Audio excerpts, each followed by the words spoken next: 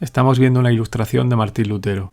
Martín Lutero fue el monje alemán que el 31 de octubre de 1517 clavó 95 tesis en la puerta de la iglesia en Wittenberg, Alemania. De ahí se considera que fue el inicio de la Reforma Protestante. Hoy, como iglesia evangélica aquí en Bailén, la iglesia Betania, pues queremos compartir un ratito hablando un poco del inicio de la Reforma Protestante con José Luis López, que es el anciano, el responsable de la iglesia evangélica Betania aquí en Bailén. Muy buenas, José Luis. Hola, buenas noches o buenas tardes, depende de cuándo nos vean. Pues como digo, se habla de la Reforma Protestante, pero yo, como estábamos hablando antes, creo que hay ciertas dudas del motivo por el que se conmemora, qué es lo que puso Martín Lutero en aquella puerta. Y obviamente no vamos a empezar a relatar las 95 tesis que eran como así como un inicio de un debate de cómo estaba la iglesia y todos los cambios que él proponía, pero sí es verdad que es como lo que él transmitió, luego se ha ido como concentrando en una cosa que se llaman las 5 solas de la Reforma Protestante. Y yo lo que quiero hoy contigo es que nos hables un poco de cada sola, supongo que explicarás el significado y luego podríamos hablar un poco de lo que es una aplicación y el contexto en el que se estaba viviendo allí también un poco porque de ahí nació todo lo que quiso transmitir Martín Lutero, ¿no? Entonces yo te doy paso, si quieres podemos empezar con que fueron 5 solas, pero enumerarlas y explicarlas un poco. Bueno, en primer lugar, Abraham, quiero decirte la conexión que una iglesia evangélica local, como es la nuestra, la iglesia de Betania, como otras iglesias evangélicas que hay en otras ciudades cercanas, pues la conexión que tenemos con estos hechos históricos es la siguiente, y es que nosotros no somos luteranos en el sentido estricto de la palabra. Nosotros no nos identificamos plenamente con todo lo que se habló en esos días, pero sí tenemos algo en común, todas las iglesias evangélicas, históricamente, que son esas 5 solas de las que tú decías. Esas 5 solas que es un compendio de las bases principales de la Reforma en un momento tan delicado, que la iglesia cristiana se estaba yendo a pique porque había abandonado las escrituras, porque las escrituras estaban ocultas, porque no se podía leer solamente nada más que en las lenguas antiguas. El que no sabía lenguas antiguas no podía leer, ni siquiera muchos clérigos sabían leer latín o griego como estaban escritas las escrituras, y por eso nosotros tenemos esa conexión histórica con la Reforma Protestante, puesto que nosotros de alguna forma coincidimos con muchas de las doctrinas que salieron a la luz a raíz del estudio de la Escritura. Por eso también nos gusta conmemorar esta fecha y recordarla porque merece la pena, no por Lutero, ni Calvino, ni Zwingli, ni ninguno de los reformadores, sino por la Biblia. Por la Biblia, que está ahí, que ha permanecido, que es, como el otro día decíamos, en el día de la conmemoración en Jaén, que ha permanecido durante siglos ahí, que han tenido muchos la idea de quitarla del medio y no se ha podido quitar del medio, que se ha traducido a la mayoría de los idiomas del mundo, por lo menos el Nuevo Testamento y el Antiguo Testamento, muchas de las lenguas también. O sea que este es el acervo cultural y el acervo histórico que nosotros heredamos de la reforma del siglo XVI. Y claro, hoy seguimos pensando que estas 5 solas o estas ideas, 5 bases, como has comentado, siguen siendo vigentes hoy. O sea, son lo que a nosotros nos hace reflexionar a ver si lo que él transmitió tiene sentido para nosotros hoy también. Entonces, como evangélicos, pues cada año, en la parte de mis redes sociales por lo menos, se comparten las 5 solas, pero siempre el que no sabe qué significan las 5 solas, pues te hará diciendo, pero Abraham, José Luis, pero ¿de qué están hablando cuando comparten estas cosas, no? Si quieres empezamos con la idea de la sola escritura, por ejemplo. Si quieres empezamos por ahí. En primer lugar, decir que para nuestra lengua, que es una lengua latina, Sola significa sola, única. En otras lenguas, también en inglés, por ejemplo, pues no se traduce a solamente o solo, sino que se deja la palabra sola, sola escritura. Y empezamos por la sola escritura, que es la primera. Y además, su epígrafe inicial era en latín, sola scriptura, escrito así, sola scriptura. ¿Y sola escritura qué quiere decir? ¿A dónde nos lleva esta afirmación, esta aseveración o esta declaración? Pues enseña que la palabra de Dios, la Biblia, es la única regla de fe y conducta que rige la vida del creyente. Es decir, si nos fijamos en el espectro religioso, muchas sectas, muchas religiones tienen la Biblia y la Biblia y ellos tienen la Biblia, pero también tienen la tradición. O los otros tienen la Biblia, pero también tienen el libro del Mormón. Por poner muchos ejemplos, que nos llevaría mucho tiempo, lo vamos a dejar en esos dos ejemplos que he dado, pero cuando dice sola escritura, es sola escritura, únicamente. Cuando dice, por ejemplo, en el Evangelio de Mateo, dice en el capítulo 24, versículo 35, la importancia de la palabra de Dios. El cielo y la tierra, palabra de Jesús. El cielo y la tierra pasarán, pero mis palabras no pasarán. Y en la carta del apóstol San Pablo a Timoteo, nos dice que toda escritura es inspirada por Dios, para redarguir, para corregir, para instruir en justicia, a fin de que el hombre de Dios sea perfecto, enteramente preparada para toda buena obra. ¿Y qué queremos decir con la sola escritura? ¿Cómo la aplicamos nosotros? Quiere decir que no hay necesidad de recurrir a otros libros.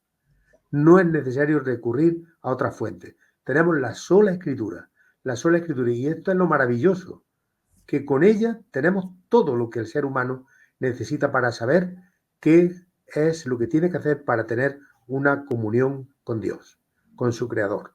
Por eso los reformadores afirmaron esto. Y nadie, y fíjate lo que debe decir, nadie, ni la tradición, ni el papado, ni los concilios, ni siquiera los reformadores, tienen poder para estar por encima de la Escritura. La Escritura está por encima de todo y además es sola. Y es viva y es eficaz, como nos dice en la palabra también en la carta a los Hebreos, capítulo 4, versículo 12. Claro, estamos hablando de la sola escritura, pero asumiendo que en ese contexto de la época del siglo XVI, allí no tenían acceso a todos a la escritura, entonces no podían leerlo ni en su idioma, no podían leerlo tranquilamente y reflexionar. Entonces, para nosotros hoy parece como que es algo impresionante, porque nosotros sabemos que hay gente que se dedica a traducir, a seguir traduciendo después de tantos años, y para ellos era imposible. Entonces, ahora es una manera de poner al alcance de todos, desde ese momento, al traducir la escritura y considerar que la única era la palabra de Dios como la única norma de fe y conducta, era algo espectacular para esa época, ¿no? Efectivamente. Claro, nosotros lo vemos de una manera como muy natural, ¿no? Pero es que ahora tú tienes ahora sin problema, pero... Y eso precisamente es lo que Martín Lutero se dio cuenta en sus luchas espirituales. Él se da cuenta que no tenía respuesta en otra fuente, y fue cuando descubre que en la Biblia está realmente el camino de la salvación, y cómo los hombres, como el ser humano en general, tiene que hacerlo para relacionarse con Dios de manera perfecta y de manera completa. A mí me llama la atención, aparte de lo que es el texto, de decidir este es el que vale, ¿no? A partir de ahora, porque nosotros nos vamos en el caso de Lutero se fue a la Biblia, ¿no? A decir, este es el que vale para todos. Es como universalizar, ¿no? De alguna manera algo que para nosotros sigue siendo útil ahora, o sea, sigue siendo vigente, porque nosotros podemos pensar de Dios de una manera como consideremos, pero ¿a dónde vamos a conocer a Dios? A lo que Él ha establecido como su palabra, no a lo que otras personas digan en 2024, sino a lo que es la historia del mensaje de Dios para las personas, ¿no? Entonces, y eso también creo que influyó de manera práctica en las personas porque también desearon saber más. En el caso de hablar de la escritura, que se dedicaron muchos a la hora de la Reforma a alfabetizar, por ejemplo, ¿no? Sí, En sí. plan, la gente que no sepa leer y queremos enseñarle que aprendan a leer la Eso escritura. es un hecho importantísimo, porque Lutero, aparte de promover la Biblia en alemán para que la leyera todo el mundo, pues lo que hizo también es una alfabetización de la sociedad, porque mucha gente aprendió a leer para leer la Biblia. Y entonces es de donde vienen también, pues que dentro de la Reforma se fundaron escuelas para que el pueblo llano pudiera aprender a leer y de esa manera poder leer la Biblia en su propia lengua. Claro. Así que Pues fíjate la importancia que tuvo esto en un siglo donde solamente unos cuantos eruditos y conocedores de latín y griego podían leer la Biblia, incluso hebreo, algunos también, pero no eran todos tampoco, no era todo el clero el que podía y tenía dominio sobre estas lenguas. Así que claro, la importancia de la sola escritura es fundamental, porque esto nos lleva a la siguiente sola, si te parece. claro, claro. La siguiente sola que es sola gracia. Ujú. Sola gracia. Y esto fue un revulsivo, esto digamos que es lo peor que le sentó a la iglesia oficial de aquel tiempo, o a la iglesia más extendida. Y digo esto porque se estaba predicando hasta ese momento, y se sigue predicando, que la salvación es por obras, por lo que tú hagas en esta vida. Si haces buenas obras te vas a salvar, y si haces obras malas pues te vas a quedar ahí, o tendrás que irte al purgatorio, o tendrás que ir a algún sitio para terminar eso. Pero cuando dice sola gracia, quiere decir que solo nos salva la gracia de Dios. Y la gracia es un regalo que Dios hace al ser humano. Y no hace falta otras cosas. Y esto irritó mucho a las autoridades eclesiásticas, porque se hablaba de la salvación por mérito, por buenas obras, porque yo lo que haga yo en esta tierra, pues va a servir para que eso sea mi herencia eterna. Pero nos damos cuenta que las obras buenas, que son buenas, pero no salvan, no son suficientes para salvar a nadie. Así que aquí Lutero llega a leer en la carta a los Efesios, donde dice, porque por gracia habéis sido salvos, sois salvos por medio de la fe. Y esto no es cosa vuestra, sino que es un regalo de Dios, no por las obras, para que nadie se enorgullezca. Claro. Así que al cielo no se va por buena obra. La gente aquí dice, y en nuestra ciudad lo oímos decir, esa persona se ha ganado el cielo, que ha sido una persona buena. Bueno, como dicho, pues lo entendemos, pero como realidad teológica no es, porque nadie, por muy buenas obras que haga, se puede ganar el cielo, nadie. Por gracia sí, porque Dios te lo regala. Claro, en esa época en la que estamos hablando de Lutero es que había el tema de las indulgencias. O sea, Claro, tú pagabas, entonces tú podías hacer lo que quisieras. Entonces, claro. lo curioso que por llevarlos un poco a las personas que pudieran estar escuchando o viéndonos, es que tú pagabas, entonces daba igual. Y se comenta, ¿no? Lo que es que cada moneda que entraba era un pago de indulgencia. O sea, eso era un desastre. Bueno, y yo siempre que he pensado en estas cosas he pensado en una contradicción.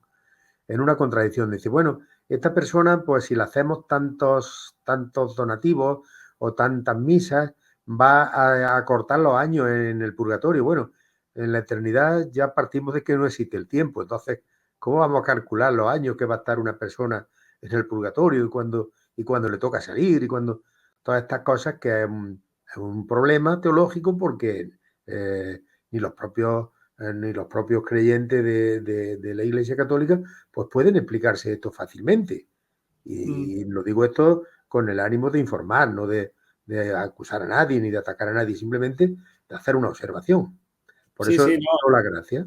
Sola Claro, gracia significa solo porque Dios quiere, cuando tú te has arrepentido, cuando tú te has abierto tu corazón al Señor, cuando tú quieres seguirle, y entonces cuando el Señor te da la gracia, para que no sean tu obra la que te salve, sino su regalo. Porque claro, es si que no, es un no habría regalo. valido. Si Exactamente. hubiera sido por obras, ¿para qué tuvo que venir Jesús? Claro, además que cuando tú pagas por algo que te da esa libertad para pecar, ¿no? Para hacer Claro, lo que te apetezca, el que no tenía ese dinero sabía que se condenaba. O sea, efectivamente. el contraste pobres y ricos, eso tenía que ser brutal también. Estaríamos hablando de un Dios injusto. Claro, claro. Estaríamos hablando de un Dios que hace acepción de personas, un Dios que juzga a unos según hayan pagado y a otros pues que no han podido pagar, han tenido esa mala fortuna, pues eso la van a pasar peor. Así que por eso cuando dice sola gracia, y esto, como digo, y quiero esto insistir, que esto sentó muy mal al papado y a las autoridades de aquel tiempo y todavía se sigue predicando esta doctrina, cuando en realidad ya en muchos sectores se está admitiendo la justificación por la gracia, por la fe y la gracia que viene después cuando uno ha creído y se ha arrepentido de sus pecados. Y eso es cosa de Dios. Eso no podemos hacer nosotros nada para alcanzarlo. Claro, lo que transmite la gracia al corazón que se ha arrepentido es un cambio, una generosidad, una alegría, es agradecimiento en cuanto tú sabes que te han regalado algo, tú sabes que en ese contexto tú sientes de manera natural un cambio en tu vida y te alegras y te da, o sea, el cambio, lo que activa la gracia es un agradecimiento. Entonces, cuando hay generosidad en las personas cristianas, porque se han rendido a Jesús, lo que deberíamos, ya digo yo, deberíamos transmitir los cristianos es ese agradecimiento y esa Sí, generosidad. sí. Porque si ha sido por gracia, tú también Claro, puedes claro. ser agradecido. Y además dejar claro que los cristianos debemos hacer buenas obras. Claro, eso no quita, claro, la Debemos gracia hacer buenas obras. No nos van a salvar esas obras, pero cuando ya hemos sido alcanzados por la gracia de Dios, nuestro agradecimiento, como tú acabas de decir, se tiene que traducir en buenas obras. sí. Se tiene que demostrar en buenas obras. Ya lo dice Santiago en su carta.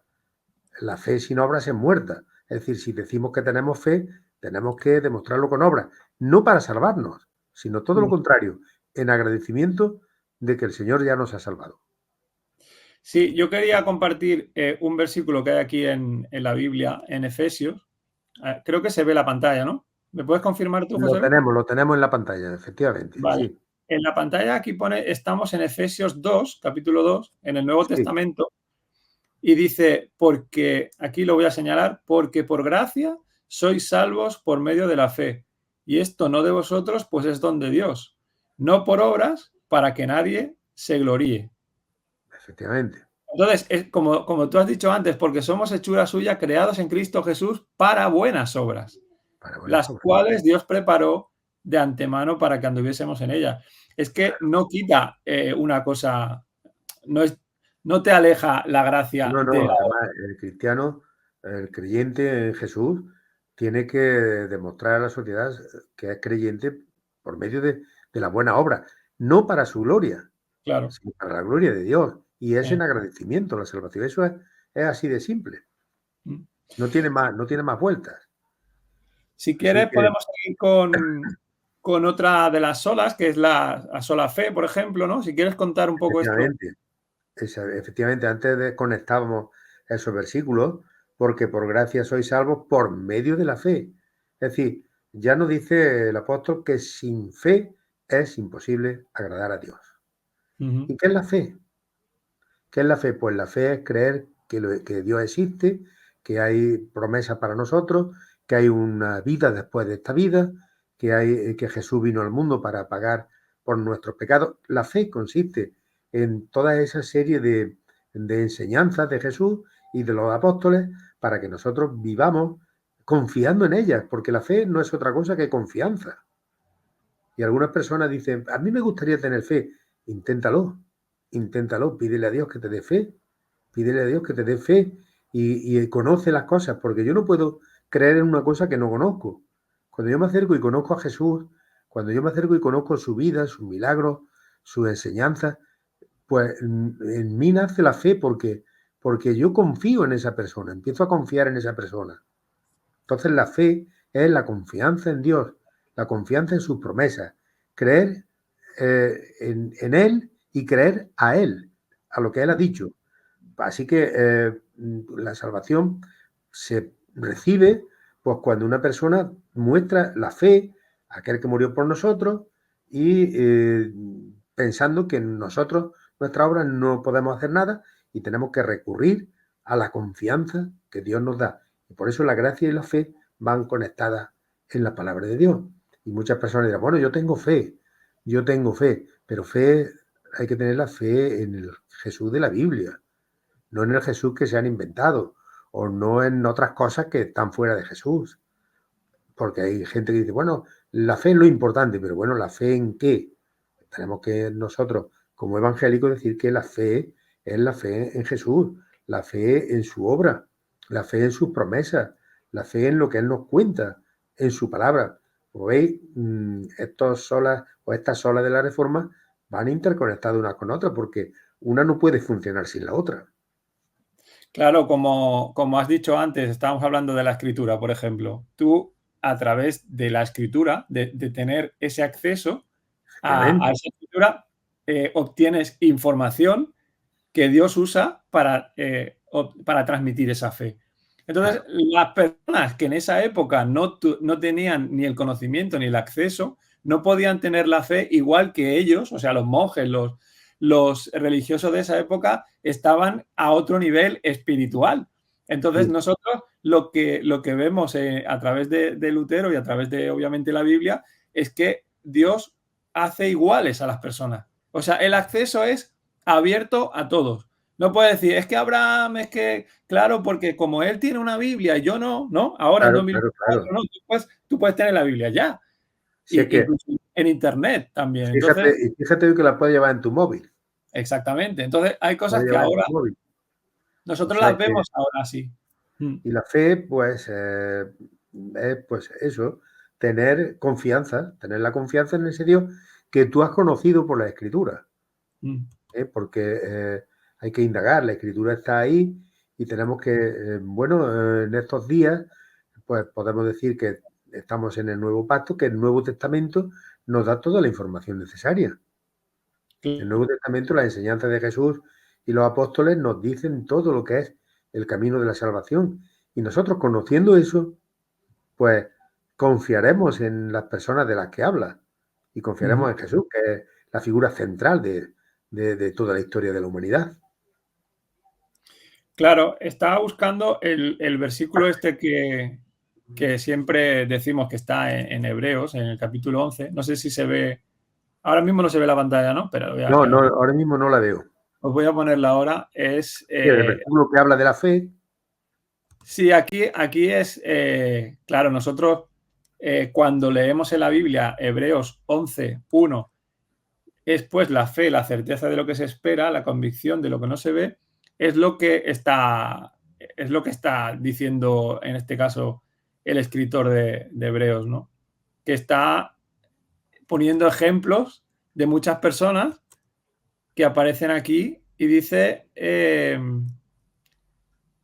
y todos estos, aunque alcanzaron buen testimonio mediante la fe, o sea, la fe transforma a la persona de manera que cambia su vida. ¿ves? Buen testimonio mediante la fe, no recibieron lo prometido, proveyendo Dios alguna cosa mejor para nosotros, para que no fuesen ellos perfeccionados. Bueno, vamos a liarnos en una interpretación ahora, pero que no toca ahí. La cosa es que la fe en Jesús es la que accede a la salvación. Claro.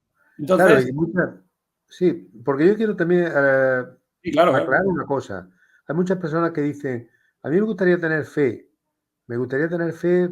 Bueno, en realidad todos tenemos fe en algo. Incluso aquellas personas que dicen que no creen, tienen fe a lo mejor en la ciencia, tienen fe en un filósofo, tienen fe en un político. El ser humano tiene que tener alguna fe de algo. Entonces nosotros pensamos y estamos convencidos de que la fe en la persona que merece la pena en la historia es la fe en Jesús, la fe en Jesucristo, la fe en su sacrificio. Y esto, conforme conocemos la Escritura y conocemos más a la figura de Jesús, vamos teniéndole más cariño, permitidme que lo diga así de esta forma, vamos teniéndole más apego y vamos confiando más en Él. Precisamente eso es la fe, la certeza de lo que Él ha prometido se va a cumplir. Vale, iba a decirte algo aquí en Romanos. Espérate, voy a quitar aquí. Que hay un versículo en Romanos que voy a compartir ahora en el capítulo 3, en el capítulo 5, perdón. De Romanos. Dice algo que tú sabes de memoria también, que está aquí, para que se vea aquí en pantalla. Sí. En el capítulo 5 del libro de Romanos, que está como las personas que no sepan qué es el Antiguo Testamento Nuevo, otro día podemos hablar un poco más de la Biblia, pero en el Nuevo Testamento el apóstol Pablo escribió a una iglesia que estaba en Roma y en el capítulo 5 dice algo muy directo para todas las personas que pueden entender mejor el tema de la fe. También justificados dice, pues por la fe tenemos paz para con Dios por medio de nuestro Señor Jesucristo, por quien tenemos, lo voy a subrayar todo esto, por quien tenemos también entrada por la fe a esta gracia de la que hablábamos antes, en la cual estamos firmes y nos gloriamos en la esperanza de la gloria de Dios. La idea de que hay un conflicto por el pecado, ¿no? Las personas que no conocen al Señor, estábamos en guerra y sin embargo somos justificados por la fe en Jesús y ahora tenemos paz. Esto que va todo conectado, me gusta que repetirlo porque parece como que, bueno, sí, vamos a describir las olas, pero no, las olas tienen que ver con una realidad bíblica y con una fe que salva, ¿no? Entonces, si hay alguien que puede decir, no, es que yo no me siento en un problema con Dios. Tú, lo que dice la Biblia es que sí. Entonces, que solo a través de la fe tú puedes alcanzar la salvación mediante el conocimiento de lo que Dios es a través de su palabra, pero a través de la fe en Jesús como Salvador. Claro. Y entonces tienes la paz. Entonces tienes la paz. Y eso a veces parece que decimos muchas cosas teológicamente para que es complicado. Son cosas prácticas, ¿eh? Son cosas prácticas. Porque a todo el mundo nos gusta tener paz interior. A todo el mundo luchamos por tener una tranquilidad espiritual. Y creo que la palabra nos está llevando por esos caminos para que podamos tener realmente una tranquilidad en la confianza en Dios. Porque es en el único en que podemos confiar. A través de la persona de Jesús, naturalmente. Bueno, nos quedan, creo, dos todavía. Nos queda Solo Cristo. Si quieres, seguimos con Solo Cristo. Pues sí. Bueno, Solo Cristo. Esto fue otra cosa también revolucionaria en la época. Y sigue siendo revolucionaria. Porque tú le dices a un católico sincero que solamente Cristo, y él dirá, bueno, ¿y dónde están los santos? ¿Y dónde está María? ¿Y dónde están los mártires? Bueno, todas esas personas podemos contemplar su ejemplo que dieron a través de su historia, de su biografía, pero lo que podemos decir que el único mediador entre Dios y los hombres es Jesucristo. Solo Cristo. Solo Cristo es el que intercede al Padre por nosotros, porque precisamente fue Él el que murió por nosotros, ningún otro. Por muy buenas personas, por muy puesto o por mucha relevancia que tuvieran en la historia de la salvación, que hay personas que han tenido protagonismo en la historia de salvación, los apóstoles, María, los profetas, muchas personas que han estado ahí registradas en la palabra de Dios, pero solo Cristo es el que puede mediar entre Dios y nosotros, Dios Padre y nosotros. Y dice, en ningún otro hay salvación, porque no hay otro nombre, es decir, no hay otra autoridad bajo el cielo dado a los hombres en el que podamos ser salvos. Entonces Cristo, decimos los creyentes evangélicos, que es nuestro único, porque no hay otro, y suficiente Salvador. Suficiente quiere decir que no hace falta otros, que con Cristo tenemos la plenitud, con Cristo tenemos la seguridad. Y Él mismo lo dijo, yo soy el camino, la verdad y la vida, y nadie viene al Padre sino por mí. Eso lo dice en el Evangelio de Juan, y es una frase que todo el mundo conoce, y es una Es un versículo que es repetido por creyentes de muchas confesiones. Pues esa es la verdad. Esa es la verdad. No puedo ir a otro, solo Cristo. Como dice Timoteo, el único Dios. Hay un solo Dios y hay un solo mediador. No hay más mediadores. Así que no puedo confiar en personas que se dicen intermediarios, porque la Biblia me dice que solamente hay uno. Y tengo que creerme esto. Y digo, y repito, que no es con ánimo de ofender a nadie ni de buscar polémica. Es lo que la Biblia dice, precisamente. Por eso, solo Cristo es uno de los pilares, es el pilar grande de la creencia de la Reforma, cuando al analizar la Escritura se dieron cuenta que solamente en Cristo está la salvación. Sí, además que en esa época que había tanto intermediario, Claro. El reformador Lutero tuvo que decir, pero bueno, si el apóstol Pablo, al que tanto admiraban, ¿no? Y seguir admirando, ¿no? Y seguimos admirando después de tantos años, está diciendo esto que acabas de leer, ¿no? En Primera de Timoteo Claro. 5, dice, porque hay un solo Dios y un solo mediador entre Dios y los hombres, Jesucristo hombre. O No hay sea, más mediadores. no hay más. Y como tú has dicho, en ningún otro hay salvación. Entonces, esto también de alguna manera descarta, no, o sea, indirectamente descarta que haya más. Pero es que además las explicaciones, hay una cosa que vamos a decir de manera un poco informal.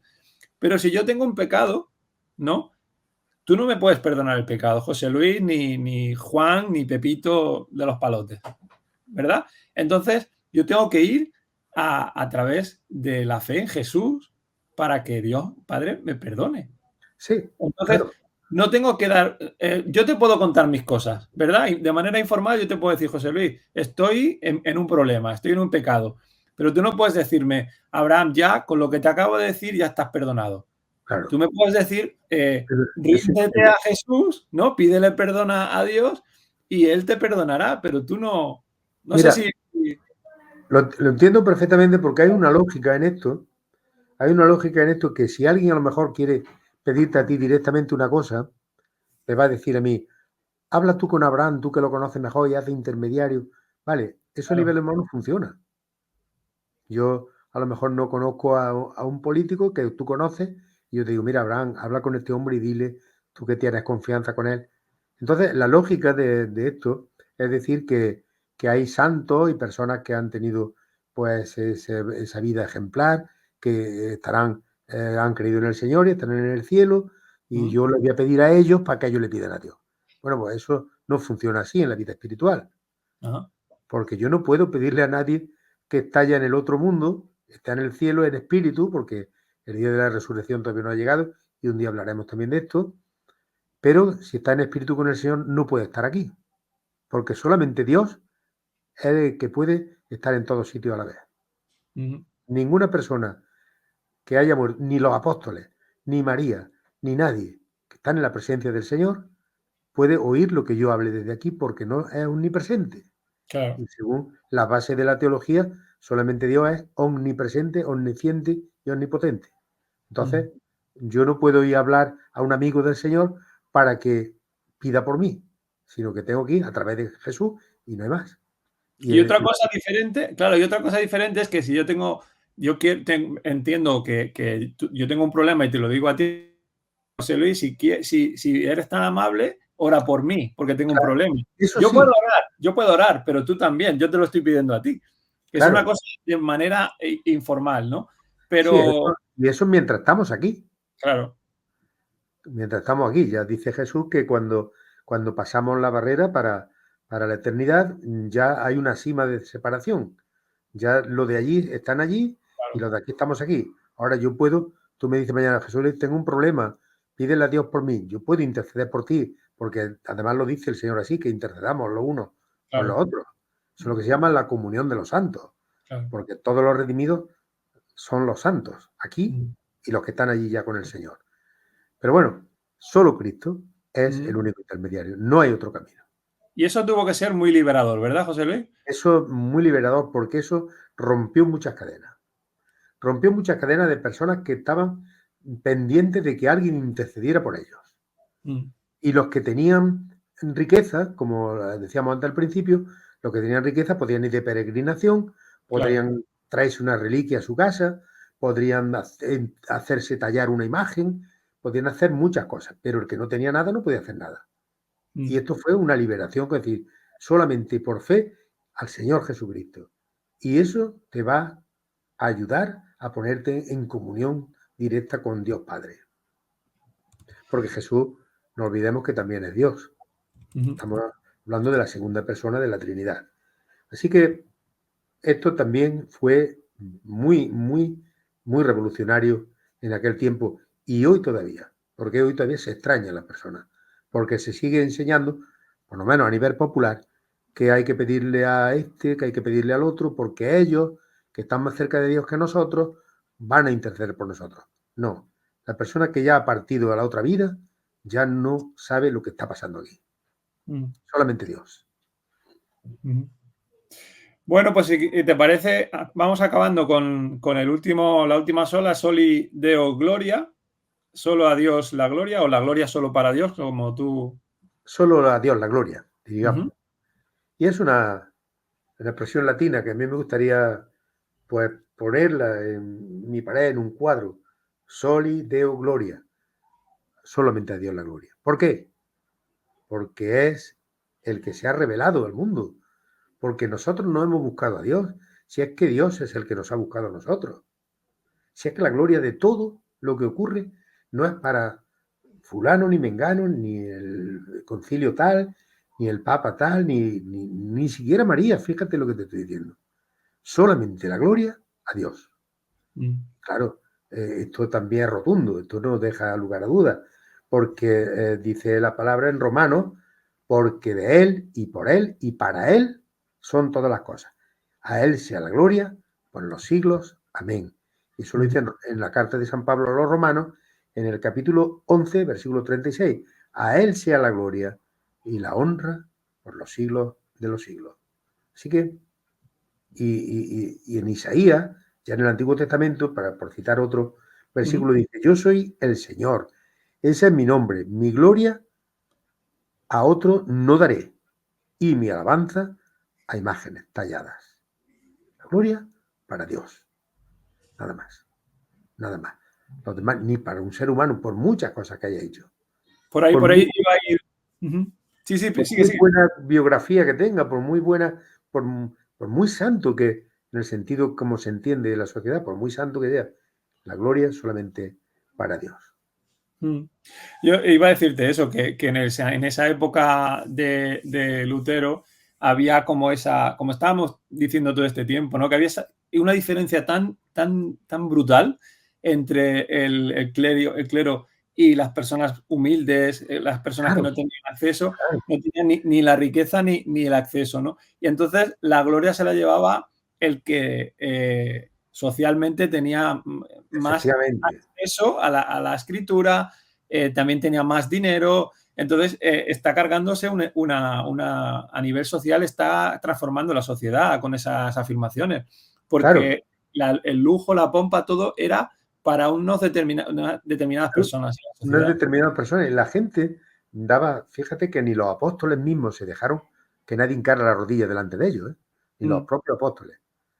Solamente Jesús se dejó adorar porque era Dios.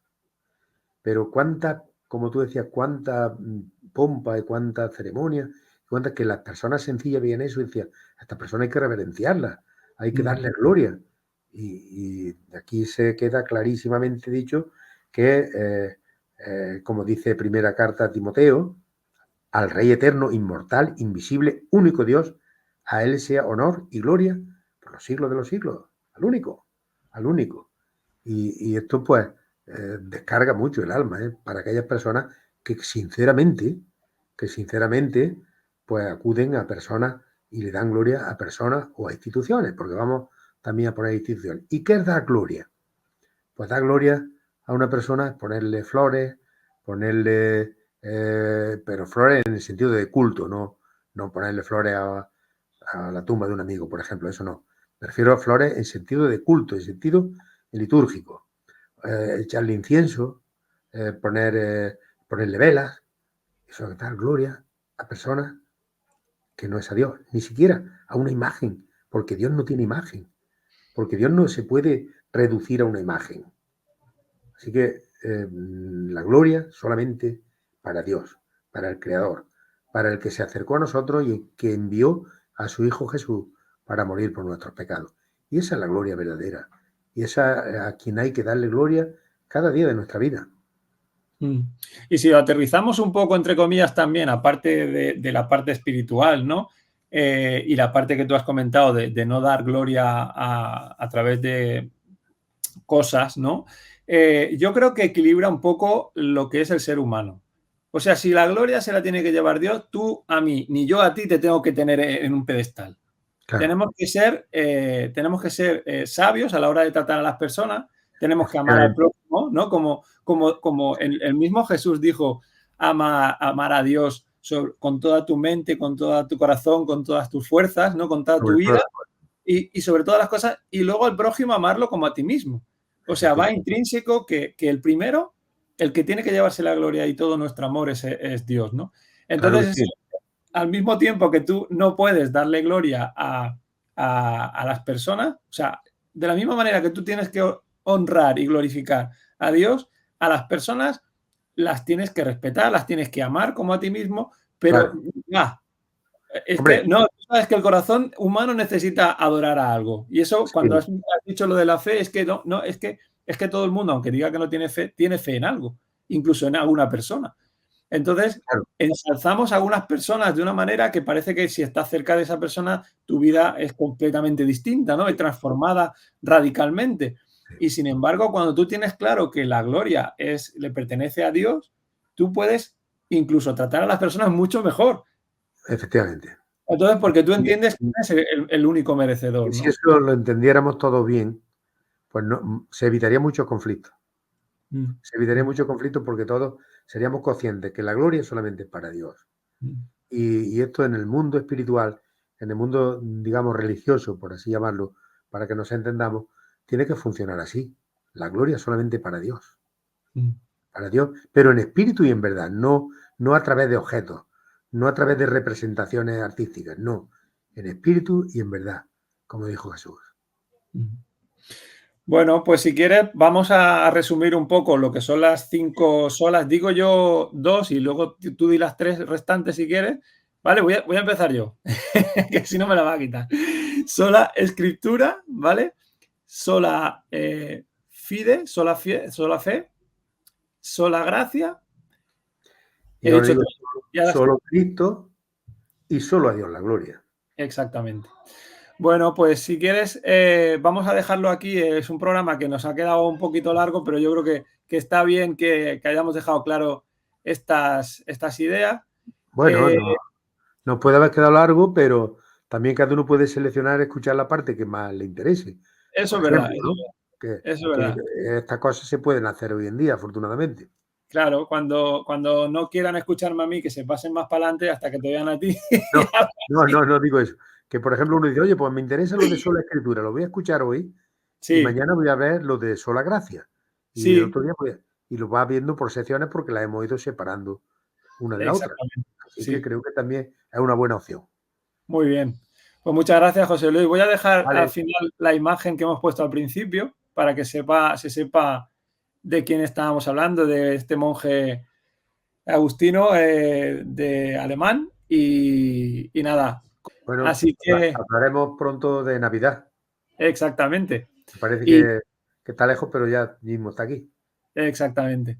Muy bien, pues nada, un saludo y a seguir bien. Cualquier cosa nos podéis conectar en nuestras redes sociales o visitar allí el local en la calle Carpinterías 28. Efectivamente, ahí estamos los viernes a las 8 de la tarde y los domingos a las 11:30 de la mañana. Exactamente. Hasta luego.